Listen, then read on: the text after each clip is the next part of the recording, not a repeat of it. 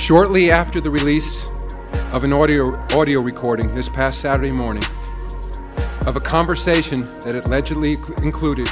There has always been complaints with the terrible officiating in the WNBA. A lot of it has always been excused as incompetence, but it is much deeper than that. A recent leaked audio recording has shown that the WNBA could be rigged from the top down. We are talking manipulation and interference right from the commissioner's office. All of this reveals why Caitlin Clark is being targeted game after game. An internal investigation has even been opened to back it all up. But could this be the real reason why the league stays silent while Caitlin Clark keeps getting bullied? Let's get in. The audio suggests that there has been a roster of refs under a secret paycheck from Kathy Angelbert. Bribery and kickbacks were traced back to Angelbert, the top boss. Reports of consulting bonuses and off-book travel stipends after highly controversial games.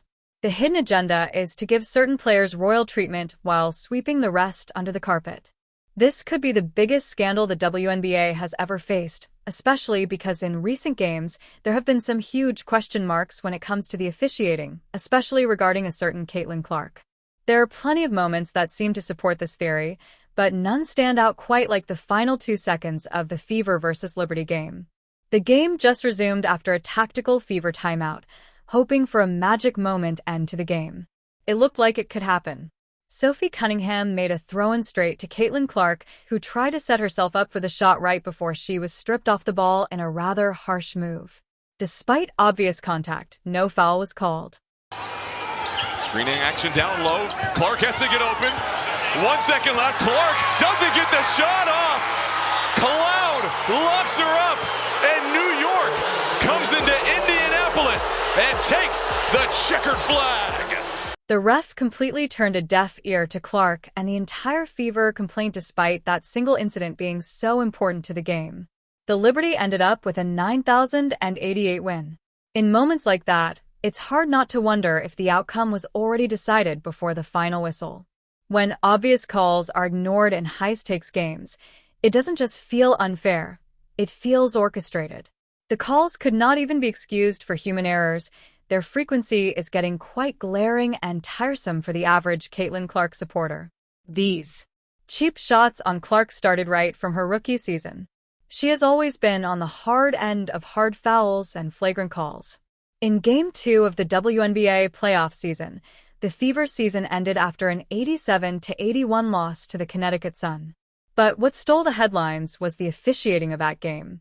A little over 3 minutes into the first quarter, Clark pulled up for a deep three only to be thrown off balance by Dana Bonner's aggressive contest. She looked straight at the officials expecting a whistle, but got nothing give. Rebound against Indiana, something Connecticut did very well in the first quarter of Game 1. Here's Clark, 3 to shoot. Gonna have to hoist from the logo. An air ball. And Clark wanted a foul. Felt like Bonner ran into her. But a shot clock. In a tough 103-88 loss to the Seattle Storm, Caitlin Clark endured constant physical play that the officials mostly ignored. Early on, Storm forward Ezi Magagor knocked Clark off balance with obvious body contact while setting a screen, but the refs let it go without a call. Or the time Caitlin Clark was on one of those crazy drives of hers to the basket, but she took a couple of hits before she arrived there. The referee did not as much as bat an eyelid. One-on-one, Sammy Whitcomb with 8 seconds left. Goes around to Gumake, drives baseline, and shot rejected by Ezi Magagor. Second opportunity is up and in by Nalissa Smith. The obvious question is, why does it feel like the WNBA is gaining up on the one player who's actually saving the league? Instead of protecting her, this is the payback she gets. I don't know how fair that is, but what I will ask you is this. Clearly, her return has obviously generated additional eyeballs. I have no doubt that the ratings are going to show as much. How receptive do you believe the WNBA is going to, I'm not talking about the league, but the players within the league are going to be towards Caitlin Clark moving forward now that we've seen what her absence, what kind of impact her absence provides? And while Caitlin Clark is out there breaking viewership records, it is becoming even harder to ignore the elephant in the room. Because somehow, despite Caitlin Clark's impact being crystal clear, it still feels like the league is trying so hard to put the spotlight on someone else. Amid all the drama and rough treatment Caitlin Clark has faced, one player has managed to stay untouched. With every passing game and whistle, she is looking more and more like the league's favorite. None other than Las Vegas Aces number 22, A'ja Wilson. The last time they faced each other, the Fevers vs. Aces game, the WNBA released a masterclass on how to gift wrap an MVP. Wilson had 13 free throws in that game, which almost rivaled the entire Fever team combined. And it was even worse than that. Every time the Fevers made a run, it felt like the whistle came out just in time to slow them down. The WNBA desperately keeps trying to paint a queen picture of A'ja Wilson and force her down fans' throats, but the people know their GOAT, and it is not Wilson. In a recent game between the Connecticut Sun and the Las Vegas Aces, the entire TV viewership was a disappointing 100,000 viewers. 100,000 viewers for a WNBA game in 2025 featuring the alleged best player in the league should be a crime punishable by the law. Meanwhile, Caitlin Clark's lowest viewership this season stands at 580,000 viewers. It is very clear who moves the needle for this league, but the WNBA has made up their mind on where they will be pitching their tent. And unfortunately, it is not on Caitlin Clark's territory. It's gotten out of hand that even coach Stephanie White couldn't stay silent. During her post-game interviews, she's been openly calling out the treatment. I thought she got fouled.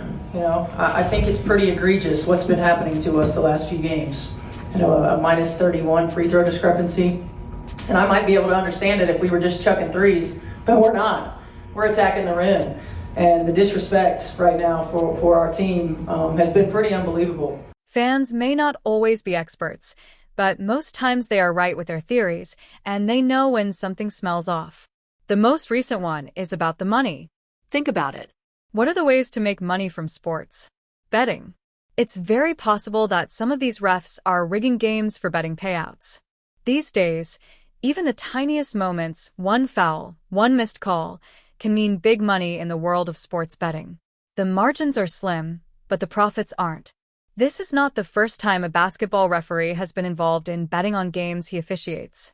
The last ref to be caught in a betting scandal was NBA ref. He was sentenced to 15 months in prison after using his insider access to feed betting picks, many of them on games he was actually officiating. Don Nagy claimed he never fixed the outcomes, but his co-conspirators told a different story. The majority of their bets were placed on games he officiated, and they won a lot. Now think, if it could happen in the NBA, what's stopping it from happening in the WNBA, especially now with more eyes, more money, and more pressure than ever? The truth is that when the fans and players stop trusting the refs, the league begins to lose its credibility. For a league like the WNBA, which is just approaching the limelight, it could be very detrimental, especially for the WNBA Commissioner Angel Burt. A lot of transactions have been tied to her name. The refs in the mix have also been involved in some of the most controversial no-calls in recent times. Hustling away. I mean, is that displacement? I think it is. Oh, and Marina Mabry's going to get ejected. If the officials saw that, Marina Mabry is going to get ejected. Well, they're going to go and look at it.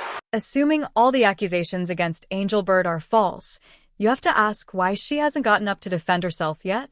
Why has she not cleared the media? If the leadership of the WNBA cannot be trusted, then that spells trouble for the league and its reputation.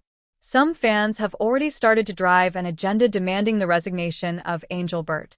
And the more matters like this persist, the more traction that agenda will gather. For the love of the game, we wish everything was just some fake rumor or could pass as an excuse for incompetent officiating. But these are now beyond just some bad calls. This is definitely something bigger.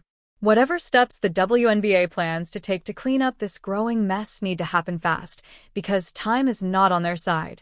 The last thing they want is to start losing the trust of their biggest financial backers. Sponsors don't like uncertainty, and they definitely don't want to be associated with a league whose leadership is facing allegations serious enough to trigger a federal investigation, especially not a league that prides itself on being a champion for women's empowerment. A few people believe that Adam Silver and the NBA should take over the leadership of the WNBA and steer the ship in the right direction. It may look like a drastic decision, but you cannot help but wonder maybe that's exactly what the league needs. With that move, the referees would finally be held accountable. The leadership would get a much-needed reset, and the fans, well, they'd finally start to feel like their voices actually matter because at this point, something has to change and fast. So, let us put all our cards on the table. You've got fans furious, refs making game-eating calls or not making them, while one star seems to keep getting the benefit of every whistle. You've got leaked communications, internal investigations, and a commissioner who so far has stayed completely silent while the internet burns. And hovering over all of this, a league trying to grow, trying to prove itself while walking a dangerous line between legitimacy and manipulation. This isn't just about Caitlin Clark or Asia Wilson or one missed foul. It's about trust in the refs, the leadership, and in the game itself. And if the WNBA doesn't act fast, then it's not just fan support that could vanish. It is the sponsors, players, and the future of the league altogether.